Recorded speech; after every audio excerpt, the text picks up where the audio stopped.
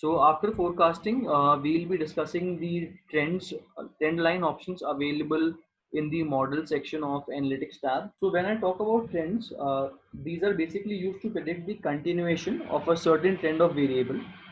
They also help to identify the correlation between two variables by observing the trend in both the variables. I would repeat that.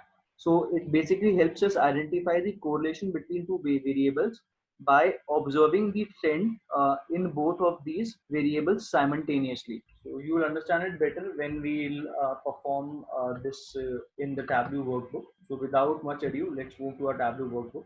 Over here, you can see I have plotted the relationship between the sales over a period of time in the last 4 years. And this is my sales line, which is just giving a pattern to me. It is showing the continuation of this trend.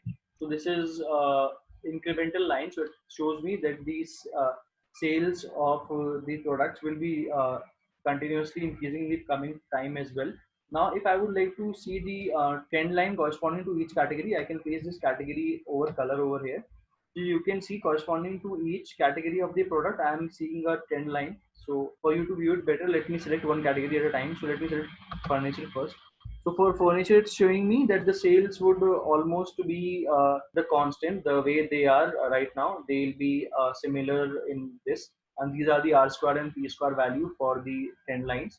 In terms of office supplies, if I say in office supplies, there would be an increase, although there was a dip in the 18 and 17 and 18, which was against the trend line. But moreover, you can say overall there would be an increase in the sales of office supplies. And then in technology, if I see, I'll say technology now. In technology also, I can see a straight upward trend. So in all of them, when we discuss about the sales, there is a positive trend. But instead of sales, let me replace the sales by profit, and then let's see what's the trend. Okay. Now, if I see in the profit, then over here you will notice that in case of furniture, there is a negative trend. So they have the trend shows that in the coming future also the sales of the furniture are anyways going to go down, and the sales of technology and furniture are anyways going to go up. So if I am the manager of a store like Superstore, and we are to decide the strategy of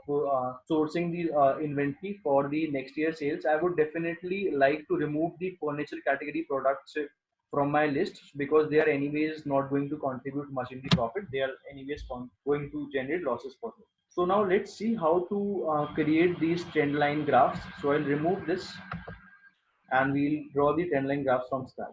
So first of all, let me plot these trend lines corresponding. Okay, let me first take this order date over here. Okay, and let me show you the profits. Okay, so these are the profits corresponding to the across the last 4 years. This is the profit trend. And if I would like to see it based in category, I can place the category over here. So across the category, if you see, furniture is giving me losses and other two are giving me profits. Now if I'll go to the analytics tab over here, and from here I can double click and create the trend line. Apart from using it from here, you can also go into the analysis and you can use the option of trend lines over here. They are one and the same. So I'll use trend line from here maybe.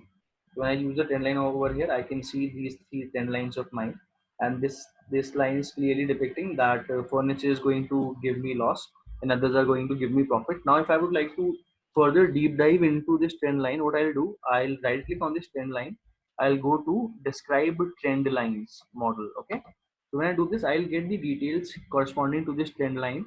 So this is showing me that the model is significant, and the p-value is less than equal to 0.05. So a model which has p-value less than equal to 0.05 is considered to be significant. So, and these are all the stats corresponding to the profits generated by each of these categories. And these are the p-values, t-values, and other stuffs. So if you are a stats guy or a person who's good in machine learning or data mining, you'll understand these stats. So this is how we get to know the trend lines, the predictability and the accuracy of the trend lines. Now, if I want to do any other change in the trend line, I can do that. So I would right click on the trend line. I would say edit all trend lines. So I'm saying edit all the trend line. So this is giving me what kind of trend line do you want. Do you want a linear trend line? By default, we are seeing a linear trend line only. Now, if in case we, instead of linear trend line, we want a logarithmic trend line, I can do that. In case I want exponential trend line, I can select exponential. So you will see the moment I change the values over model type of the trend lines over here, the shape of the trend lines will change over here. If I would like to see a trend line which is exponential, this is polynomial, I can see the polynomial lines over here, and then I can show, I can say that whether I would like to see the tooltips or not. I would like to include fields as factors over here or not, and if I'm drawing a polynomial line, what degree of independence do you want? So I would like to use linear. Basically, in the graph, you either use linear or exponential. So I'm using linear and I'm doing okay. So this is how you can check the significance or the basic stats behind the trend lines by right clicking and going into the describe trend model like this. And if you would like to change the shape of the trend line, or instead of now instead of seeing the trend line which is linear in nature, if you would like to see the trend lines in some other forms like exponential or logarithmic, you can right click on the trend line and go to edit all trend lines. So you can select the trend line you want. So that was it about usage of the trend lines and how to create them. Now let's move to the next option available to us in analytics tab under the models section. So now we see after forecasting and trend lines, we see clusters over here. So now when we talk about clustering, this is the third option available in the analytics tab in the model section. This clustering, by definition, it basically is dividing the entire data points we have into a few group of data points in such a way that the points which are in the same group are similar to each other, and the points which are in different groups, they are dissimilar to each other. So basically, clustering helps us divide the data points which we have in our data set into groups in such a way that the data points which are in the same group, they behave in a similar manner, and the data points which are in different group, they behave in different manners. So within the group, the data points will be behaving in the same manner, and outside the group, they'll be behaving in different manners. So without much ado, let's move to our Tableau workbook and let's see how do these clusterings work. So over here, you will see that I have created a graph showing the relationship between the sales and profits across the subcategory of products. And you will see that over here, when I created cluster, the all the data points basically got automatically divided into two clusters. This is my cluster one, which is orangish in color. These are the data points, or these are the subcategory of products in cluster one, and this is the product subcategory which are in cluster two. So if I ask about the difference between the two clusters, the products in this cluster one, they are the ones which are giving less of sales and less of profits, and the products in cluster 2, the blue color, they are the ones which are giving higher profits and are also sold higher. So if I would like to see the names of these subcategories, I can definitely see that. I'll place the subcategory on the labels. So from here I can see that the subcategory is giving me minimum profit and sales are these ones, the orangish ones, and the subcategory is giving me higher profits and sales are these bluish ones. So now let's see how to create these clusters using the analytics tab over here. So first of all, let me remove everything over here and let's create these clusters visualizations from scratch. So first of all, I'll try to plot the relationship between the sales and profits over here. So this is the sale and profit of the products sold in the superstore. We have initially we have been since all our videos we have used the superstore data set.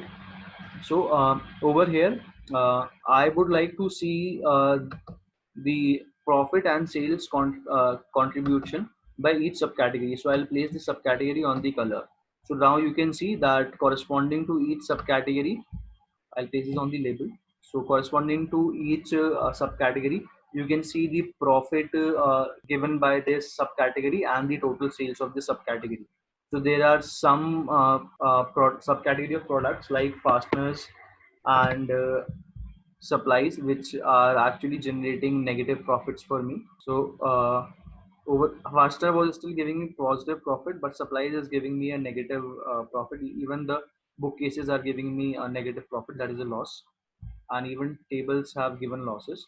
Now, if I would like to categorize these products into different categories, if I would like to cluster them in such a way that the products of similar kind are grouped in the same cluster and the products of different kinds are in different clusters. So for that, what I'll do, I'll go to the analytics tab. I'll directly click on clusters over here.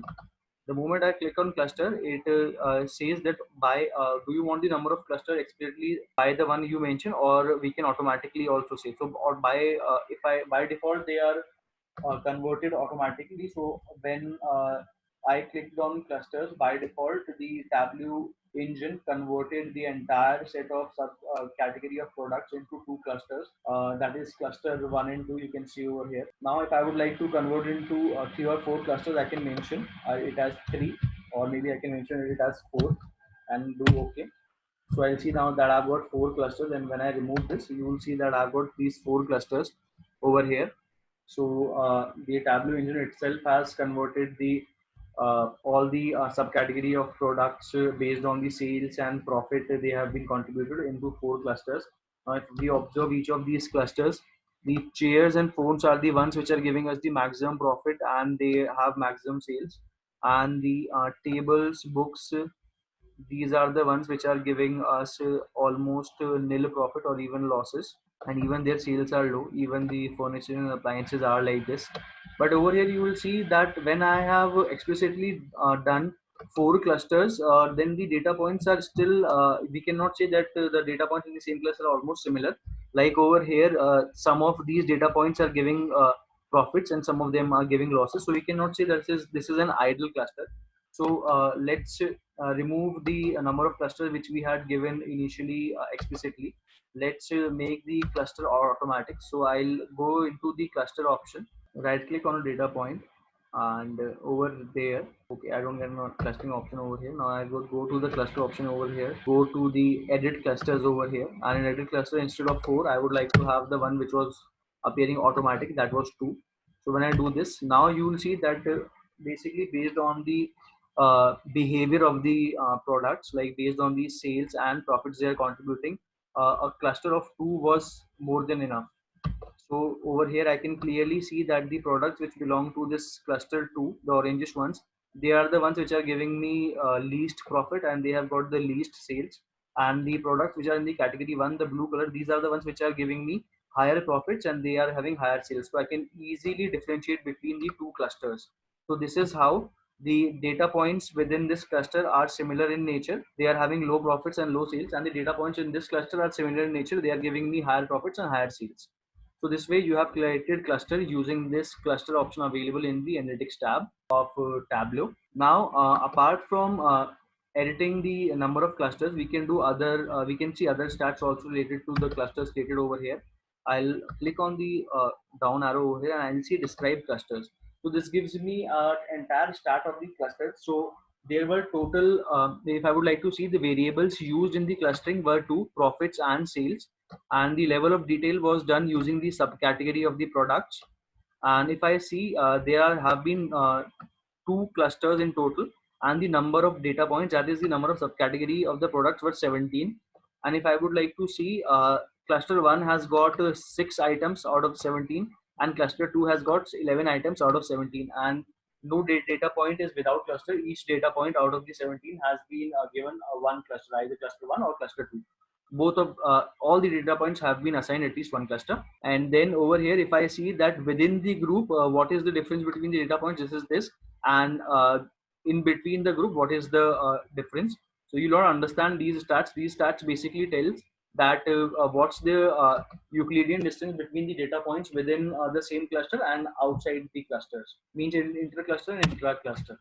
And if I would like to see the model used for clustering, so it is showing me that the f stats, p value, and the sum of squares and the sum errors, these are the ones which have been used for calculating the clusters. So that was the stats about cluster, and this is how you create clusters in Tableau using the analytics tab. So in Tableau, you will see that this analytics tab, and especially within this analytics tab, these few features over here under the model, especially these 3 ones, that is trend line, forecast, and cluster. they give you a very good power to predict or to forecast or to cluster or to draw the trend lines for the data points for the future. So they will help the end users. They will help the CEO and CXO level people to analyze the data. They can even see the forecasts related to that data. So this makes Tableau a very powerful tool. So that was all for the Analytics tab of Tableau, the various functionalities available in Analytics tab of Tableau.